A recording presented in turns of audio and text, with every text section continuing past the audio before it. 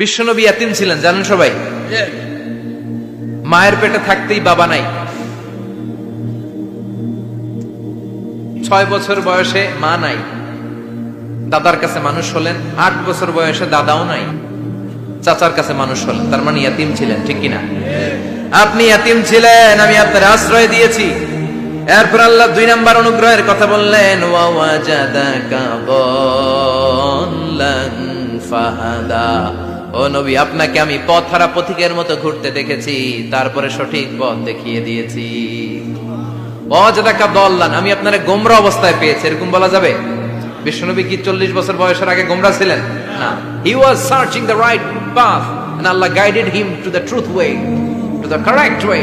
উনি পথ খুঁজছিলেন। আমি যাব দেবিদ্দার, কি রে পথ এইটা না ওইটা? আল্লাহকে ওইটা না এটা দিয়ে যাও, ওইটা দিয়ে যাও না এটা দিয়ে যাও। সুবহানাল্লাহ পড়েন। পথ খুঁজছিলেন, এইটা যাব না ওইটাই, কোনটা আমার পথ, এইটা না ওইটা? ফাহাদা, আল্লাহ বললেন এইটা না ওইটাই চলো। সুবহানাল্লাহ পড়েন। আমাদেরকে পথ দেখায় কে?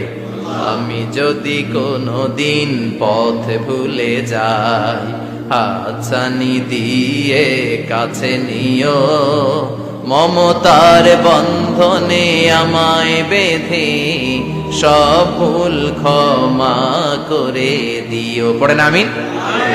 আমরা পথ হারালে পথ দেখায় কে? আবার তাফসিরে এসেছে, আপনি হারিয়ে গিয়েছিলেন, আমি আপনাকে ফিরিয়ে দিয়েছি। পাহাড়ি কোন একটা রাস্তায় বিশ্বনবী ছোটবেলা হারিয়ে গিয়েছিলেন, আল্লাহ তাআলা বিশ্বনবীকে আবার চাচার কোলে ফিরিয়ে দিলেন। এই বর্ণনাটা দুর্বল। সঠিক মত হচ্ছে বিশ্বনবী পথ খুঁজছিলেন, সঠিক পথ। আল্লাহ বিশ্বনবীকে সঠিক পথ দেখালেন। সুবহানাল্লাহ পড়েন।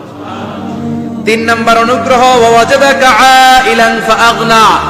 আপনি ছিলেন নিঃস্ব, টাকা পয়সা ছিল না। তাফসিরে এসেছে ফাআগনা বিখাদিজা, খাদিজার মাধ্যমে আমি আপনারে ধনী বানায়া দিছি।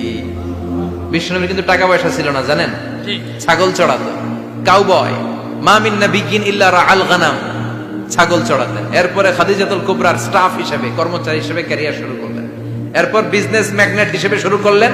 খাদিজাতুল কুবরার সাথে যখন বিয়ে হয়ে গেল, খাদিজাতুল কুবরা তাহেরা, ওনার সব সম্পদের মালিক বিশ্বনবীরে বানায় দিলেন।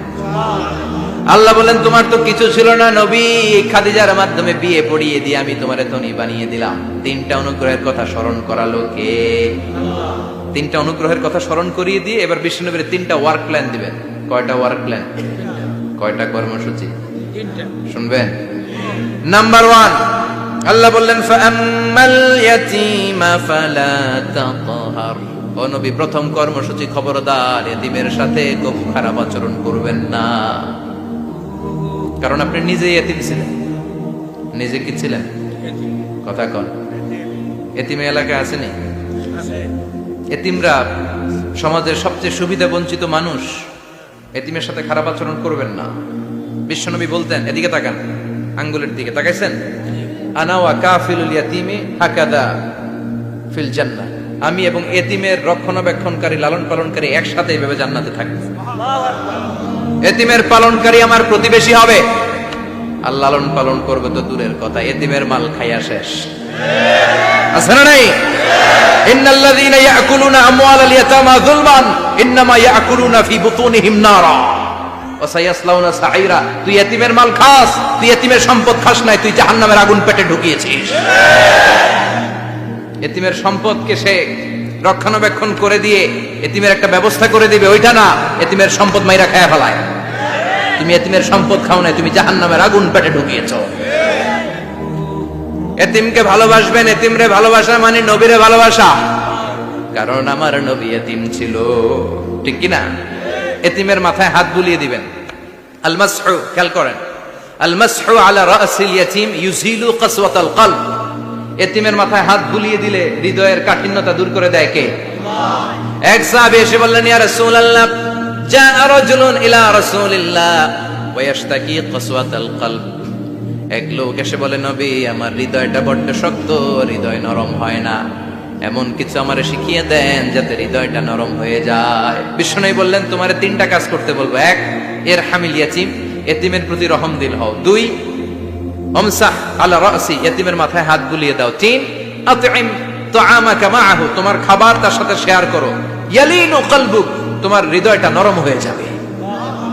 অনেকে আছে দোয়া করলে চোখ দিয়ে পানি বের হয় না, আছে না নাই? কঠিন হৃদয় নরম হয় না। এতিমের মাথায় হাত বুলিয়ে দিবেন, আপনার হৃদয়টারে নরম করে দিবে কে?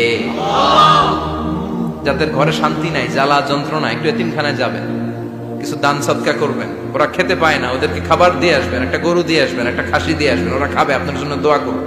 আর মাথায় একটু হাত বুলিয়ে দিয়েন। বিশ্বনবীর আল্লাহ বললেন, নবী ফাআম্মাল ইয়াতীমা ফালা তাখহার, এতিমকে তুচ্ছ জ্ঞান করবেন না। আপনি নিজেও এতিম ছিলেন, ছোটবেলা বিকেলে খেলতে খেলতে সবার বাবা এসে ছেলেদেরকে নিয়ে যেত, আপনারা নেয়ার মতো কেউ ছিল না। আপনি নিজে এতিম ছিলেন, আপনি ওদের দুঃখ বুঝবেন, এজন্য খবরদার ফাআম্মাল ইয়াতীমা ফালা তাখহার। বিশ্বনবীর আল্লাহ ধমক দিয়ে বলে ফালা তাখহার, এতিমদের প্রতি কঠোর হবেন না, তুচ্ছ জ্ঞান করবেন না, এতিমের সাথে রূঢ় আচরণ করবেন না। এতিমের সাথে রূঢ় আচরণ করা কবিরা গুনাহ। এদের নামে আল্লাহ কোরআনে একটা সূরা দিয়েছেন, আল মাউন।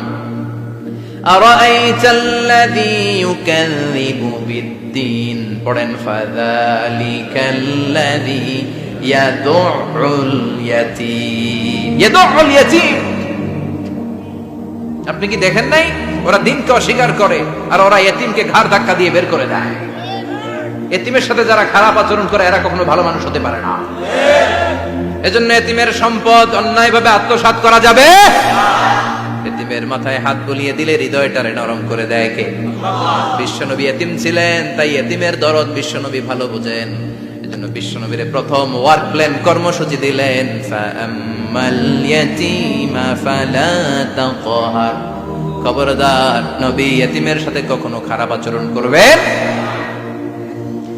2 নম্বর কর্মসূচি, ওয়া আম্মাস সাইলা ফালা তানহার। ও নবী, যারা সাইল, যারা ফরিয়াদি, যারা ভিক্ষুক, কখনো তাদেরকে ধমক দিবেন না। ভিক্ষুককে ধমক দিয়েন না, ফিরিয়ে দিয়েন না। আমরা ভিক্ষুককে ধমক দেই, ফিরিয়ে দেই। গাড়ির মালিক গাড়িতে বসে আছে, রাস্তায় জ্যাম, কিছু ভিক্ষুক এসে স্যার 2টা টাকা দেয়, ধমক দেয়, আছে না নাই? ও ভাঙ্গা থালা হাতে নিয়ে দাঁড়িয়ে আপনার কাছে টাকা চায়। আপনি বড় সাহেব, ওরেও বড় সাহেব বানাইতে পারতো কে? ওই ভাঙ্গা থালাটা আপনারে হাতে দিয়ে রাস্তায় নামাইতে পারতো কে? এই কাজটা করতে আল্লাহর কয় সেকেন্ড লাগে? এজন্য ফাআম্মা সাইলা ফালা তানহার, খবরদার, ফরিয়াদি ভিক্ষুককে তাড়িয়ে দিয়েন না। যতটুকু পারেন দেন। বিশ্বনবী কখনো কোনো ফরিয়াদিকে তাড়িয়ে দিতেন না। সুবহানাল্লাহ পড়েন। যেই বিশ্বনবীর কাছে এসে কিছু চাইতো, বিশ্বনবী দিতেন। বিশ্বনবী কখনো কাউকে ফিরিয়ে দিতেন না। বিশ্বনবীর কাছে চাওয়া মাত্র বিশ্বনবী দিতেন, না বলতে জানতেন না। সুবহানাল্লাহ পড়েন। না, এটা কেমন করে বলে বিশ্বনবী জানতেন না। একবার এক সাইল এসে বললে, ইয়া রাসূলুল্লাহ আ'তিনি কামিসান, আমাকে একটা জামা দেন। বিশ্বনবীর গায়ে তখন একটাই জামা। কয়টা? বিশ্বনবী কি আর করবেন, না তো করতে জানেন না, নিজের জামাটাই খুলে দিয়ে দিলেন। এখন বিশ্বনবীর গায়ে কয়টা জামা? কয়েকটা। কয়টা? কোনো জামা নেই। ছিল কয়টা? ওইটাই তো দিয়ে দিস। আল্লাহ বিশ্বনবীরে বললেন, ওয়াল্লাযীনা ইযা আনফাকু লাম ইউসরিফু ওয়া লাম ইয়াকতুরু ওয়া কানা বাইনা যালিকা কাওয়ামা। মুমিনদের বৈশিষ্ট্য হবে এমন, যখন দান করবে, দান করতে যে অপচয় করবে না, কিপটামিও করবে না, মাঝামাঝি। সুবহানাল্লাহ। মানে বুঝালেন নবী, আপনার যদি 2টা জামা থাকতো না হয় একটা দিতেন। ছিল কয়টা? তো ওইটা যে দিয়েছেন আপনি গায়ে দিবেন কি? কি নবী ছিল? একটা ছিল, একটাই দিয়ে দিয়েছে। সুবহানাল্লাহ পড়ে। এজন্য যারা সাইল, ফরিয়াদিদেরকে তাড়িয়ে দেওয়া যাবে না। উপরের হাত নিচের হাতের চেয়ে উত্তম। যারা দান করে, যারা সাইল ফরিয়াদিদেরকে দেয়, ভিক্ষুকদেরকে যারা দেয়, তাদেরকে পছন্দ করে কে? দে যাকাত, দে যাকাত, তোরা দে রে যাকাত, তোর দিল খুলবে পরে, আগে খোলো খাত। দে যাকাত, দে যাকাত, তোরা দে রে যাকাত। ঠিক কিনা? দানশীলদের পছন্দ করে কে? আল্লাহ কৃপণদেরকে পছন্দ করে না। আল্লাহ দানশীলদেরকে পছন্দ করে। ডান হাত যা দান করে, বাম হাত তা জানে না। তার মানে গোপন দান। কি দান? গোপন দান আল্লাহর কাছে প্রিয়। গোপন দান আল্লাহর ক্রোধকে প্রশমিত করে, কমিয়ে দেয়।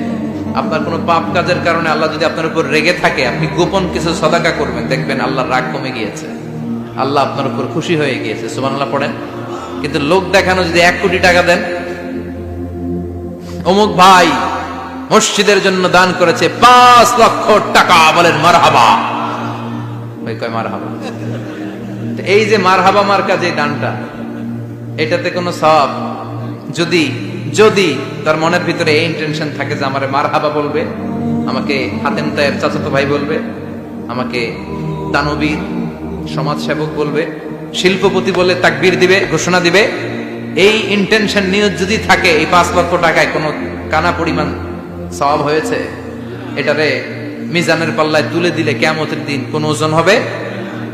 কিন্তু আল্লাহরে খুশি করার জন্য 1 টাকা দিয়েছেন দান বক্সে। জুমার দিন বক্স যায় না, দান বক্স, 1 টাকার কয়েন টুপ করে ফেলে দিলেন, একজনকে দেখানোর জন্য দিলেন। তিনি কে? ওইটাকে উহুদ পাহাড়ের সমান ভারী করে আপনার আমল নামে আল্লাহ তুলে দিবে। কামা ইউরাব্বি ফুলুয়াহু, হাদিসে এসেছে, ওটের মালিক যখন দেখে তার ওটের বাচ্চা হয়েছে, তখন ওটের মালিক বড্ড খুশি হয়ে যায়। এই বাচ্চাটারে খাইয়ে দাইয়ে পেলে পুষে বড় করে। আমাদের দেশে যারা গরু পালে, গরু গাভী পালে না, কথা বলেন, পালে, তো বাচ্চা হলে এটারে বড় করে কুরবানির হাটে বিক্রি করবে, আছে না নাই? এটা আস্তে আস্তে বড় করতে থাকে, বড় করে করে বিশাল নাদুস নুদুস করে। আল্লাহ বলে, যেই দানটা তুই আমার জন্য করেছিলি, ওটা যদিও সামান্য হয়, আমি বাছুরের মতো খাইয়ে দাইয়ে পেলে পুষে বিশাল বড় করে উহুদ পাহাড়ের সমান করে তোর আমল নামার ভিতর কিয়ামতের দিন ঢুকায় দেব। এজন্য আম্মা সাইলা ফালা তানহার, খবরদার ভিক্ষুককে ধমক দিবেন না। 3 নাম্বার কর্মসূচি, ওয়া আম্মা বিনিআমাতি রাব্বিকা ফাহাদ্দিস, আপনার রবের পক্ষ থেকে যেই নিয়ামতগুলো পেয়েছে এগুলোর বর্ণনা শুরু করে দেয়। ওয়া আম্মা বিনিআমাতি রাব্বিকা ফাহাদ্দিস, রবের পক্ষ থেকে যেই নিয়ামত পেয়েছেন এগুলো বর্ণনা শুরু করে দেয়। অনেকে আছে আল্লাহর পক্ষ থেকে অনেক নিয়ামত পেয়েছে, এগুলোর প্রকাশ ঘটায় না, আছে না নাই? কথা কন। কোটি টাকার মালিক হয়েছেন আপনি, কোটি কোটি টাকার মালিক। অনেকে আছে 1000 কোটি টাকার মালিক, সিরা জামা পড়ে, আছে না নাই? তো আমাদের সিরা জামা পড়তে কইছে কি? আপনি কোটিপতি, আপনি দামি জামা পরবেন, আপনি দামি গাড়িতে চড়বেন, আর শুকরিয়া করবেন কার? আপনাকে আল্লাহ ছেলে মেয়ে দিয়েছে, অনেক বলেন যে আল্লাহ আমার অনেকগুলো ছেলে দিয়েছে, আলহামদুলিল্লাহ সবগুলো নামাজ। আল্লাহ আমার অনেক সম্পদ দিয়েছে, আলহামদুলিল্লাহ আমি যাকাত দেওয়ার চেষ্টা করি। সব বলবেন শুকরান লা ফাখরান, শুকরিয়া করে বলবেন, কোনো ফাখার করে নয়। তার মানে আল্লাহর দেয়া নিয়ামতের শুকরিয়া আদায়ের মধ্যে, ওইটা প্রকাশ করার মধ্যে কোনো দোষ নাই। চিৎকার করে বলেন ঠিক কিনা? এজন্য আল্লাহ বললেন, ওয়া আম্মা বিনিআমাতি রাব্বিকা ফাহাদ্দিস, আল্লাহর দেয়া নিয়ামতের শুকরিয়া আপনি করেন, আল্লাহর দেয়া নিয়ামতের বর্ণনা আপনি শুরু করে দেন। সুবহানাল্লাহ বলেন। তাহলে 3টা কর্মসূচি দিলেন, চিল্লায় বলেন কয়টা? 1 নম্বরে আল্লাহ বললেন, ফা আম্মাল ইয়াতীমা ফালা তাকহার, খবরদার এতিমদেরকে ধমক দিবেন না, যারা সুয়াল করে ফরিয়াদ করে তাদেরকে ফিরিয়ে দিবেন না, আর নিয়ামতের শুকরিয়া করেন। সুবহানাল্লাহ পড়েন।